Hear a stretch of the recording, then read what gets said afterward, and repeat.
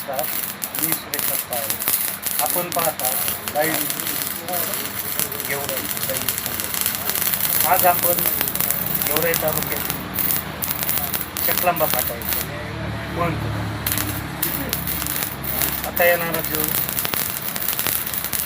हंगाम आहे त्याबद्दल काय तयारी झाली का, शेतकऱ्याच्या समस्या लिंकिंगचे काही आज आपण इंगोडे साहेब त्यांच्याकडून जाणून घेऊया की तुम्ही पूर्व हंगाम पावसाची काय तयारी केली. नमस्कार. आता कृषी नाव बळीराजा काय तयारी केली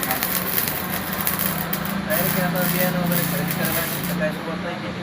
आता त्यावेळेस पाऊस आपण नक्कीच खरेदी करायची सुरुवात करणार. आता मार्केटला माल आलेला आहे, तर आपण आणखी काही खरेदीला गेलो नाही. बी बियाण्याची काय झाली बुकिंग वगैरे केलेली. आता मटेरियल आता आणखी आणायचं राहिले.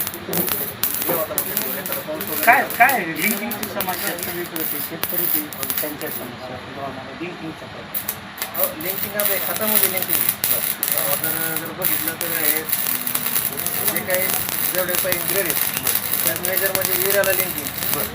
शेतकरी जर युरिया मागायला जर गेले तर प्लेन युरिया मागतात.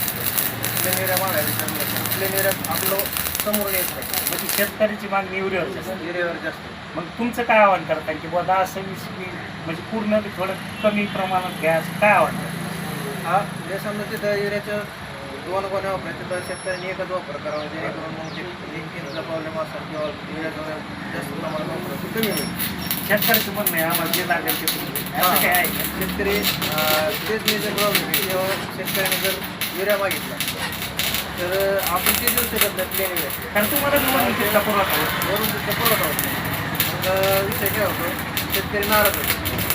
म्हणजे दुकानदारावर आरडाओरडा, दुकानदार देत नाही असं. आता एखाद्याला समजा 10 गोण्यात असेल तर त्यात तुम्ही एवढ्या 3 गोण्यात येतात असं त्यांचं शेतकऱ्याचं. हां, कारण ते तसं सप्लाय तसं खाली वाटप करायचं जमत.